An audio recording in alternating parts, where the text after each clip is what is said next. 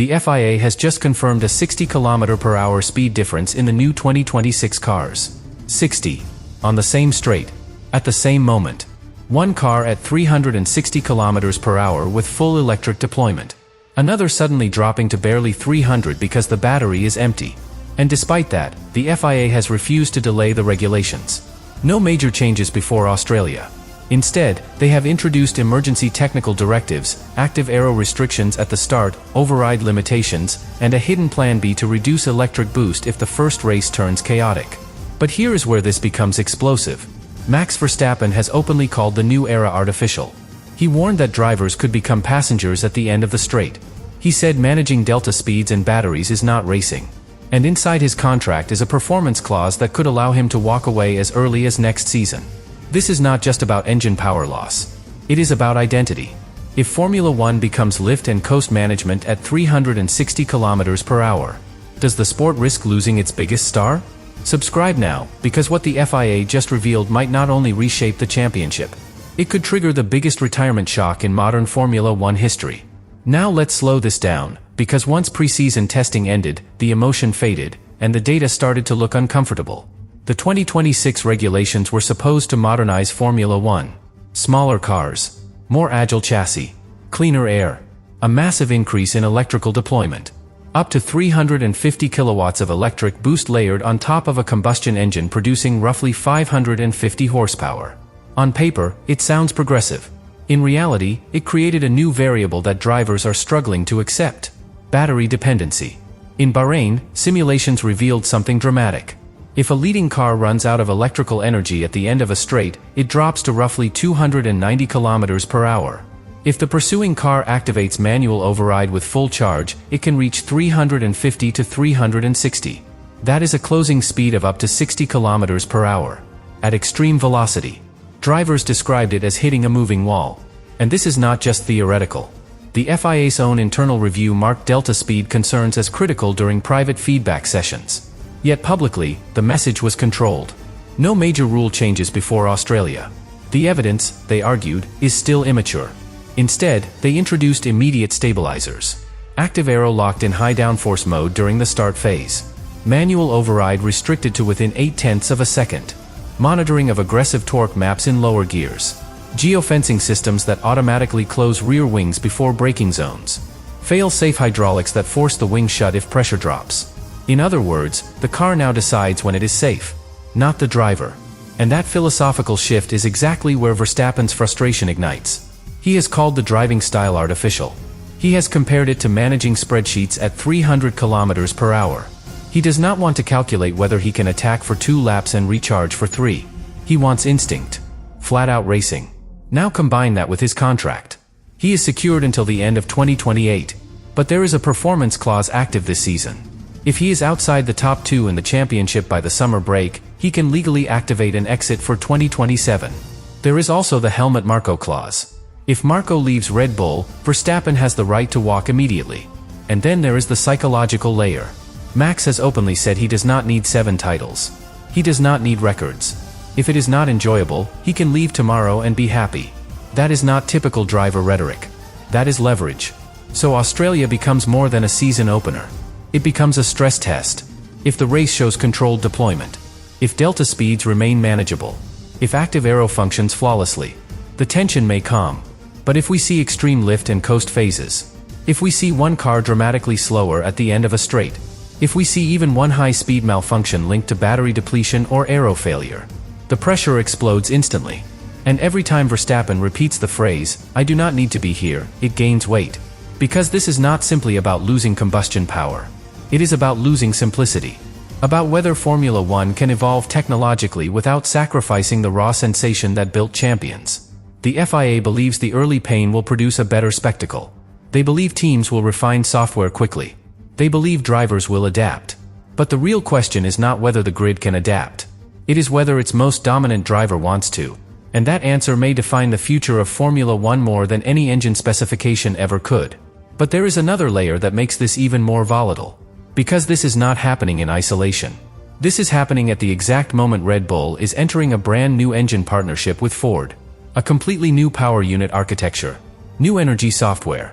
New integration between combustion and electric deployment. If 2026 starts with instability, if battery deployment is inconsistent, if software calibration lags behind Ferrari or Mercedes, performance drops quickly. And if performance drops, the performance clause becomes real. Not theoretical. Real. If Verstappen is outside the top 2 by the summer break, he has the legal right to activate his exit for 2027. One notification. Before the end of August. That is all it takes. And then there is Helmut Marko. The man who discovered him. The man who built the Red Bull structure around him. If Marko leaves, voluntarily or otherwise, Verstappen can trigger an immediate release. That clause still exists. Which means the political stability of the team matters as much as the technical stability of the car. Now imagine this scenario. Australia exposes extreme lift and coast behavior. Drivers backing off hundreds of meters before braking zones to recharge. Overtakes decided more by battery percentage than bravery. Fans begin questioning whether this still feels like Formula One. Verstappen finishes 4th. Then 5th. Not because he lacks speed, but because the car is fighting energy deployment windows. The narrative builds. Week after week. Is this fun? Is this what he signed up for? Because here is the psychological truth. Max does not race for legacy. He races for sensation. For control. For instinct. If the instinct is replaced by calculation, something fundamental shifts. And the FIA cannot regulate that. They can introduce fail-safe aero systems. They can geofence wing activation. They can monitor torque spikes. They can restrict manual override. They can even activate their emergency plan B and reduce electric boost mid-season if Australia turns chaotic. But they cannot manufacture passion. They cannot force a driver to love a formula that feels artificial to him. Some drivers will adapt. Some will thrive in the complexity. But if Verstappen, the benchmark of this generation, continues calling the cars artificial, anti-racing, a management exercise, that perception spreads. Sponsors hear it. Fans repeat it. Media amplifies it. And suddenly the 2026 revolution becomes a credibility test. Because the regulations were designed to secure the future. To attract new manufacturers. To align with sustainability. To modernize the sport. But modernization always carries risk. Too much control, and you lose spontaneity. Too much software, and you lose instinct. Too much energy management, and you lose the raw edge that defines greatness. Preseason testing is over. The simulations are finished. Australia is the first real answer. If the race is clean, competitive, and safe, the storm calms. If it exposes the fragility of delta speeds and battery dependency, the pressure intensifies immediately. And every time Verstappen repeats, "I do not need to be here," the rumor becomes more than noise. It becomes preparation. Because 2026 is not just a new engine era. It is a crossroads. For the FIA. For Red Bull. And for the most dominant driver of this generation. When the lights go out in Melbourne, we will not just be watching the start of a championship. We will be watching the beginning of a decision that could reshape Formula One's future forever. And here is the part nobody inside the sport wants to say out loud. If Verstappen even hints at activating that clause by mid-season, the entire driver market detonates. Because this would not be a normal contract negotiation.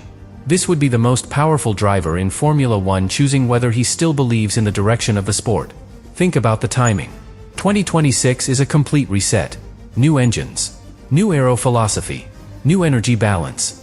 Manufacturers like Audi are entering. Ford is committing long-term. Honda is restructuring its involvement. Billions invested. And at the center of that reset is a driver who has openly questioned whether this version of Formula One is still pure racing. If Max thrives under these rules, the narrative ends. He adapts. He wins. The complaints fade into history.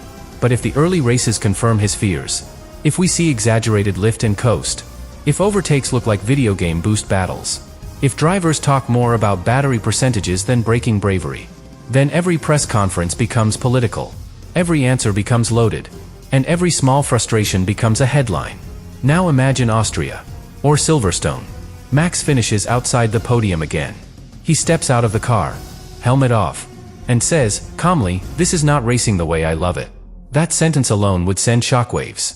Because the financial reality is clear. He does not need another contract. He does not need to chase statistics. He has already secured his place in history. What he cannot secure is enjoyment. And enjoyment is the variable the FIA cannot regulate. Yes, they have introduced fail-safe active aero systems. Yes, they have geofenced rear wing activation. Yes, they have restricted manual override to within 0.8. Yes, they have a hidden emergency plan to reduce electric deployment if Australia becomes chaotic. But none of that changes the philosophical shift.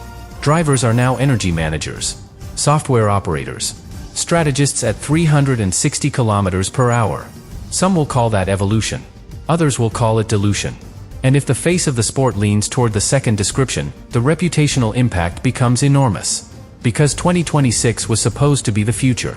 Cleaner, smarter, more sustainable, more relevant. But if the cost of that future is losing its most dominant champion at his peak, was it worth it? Preseason is over.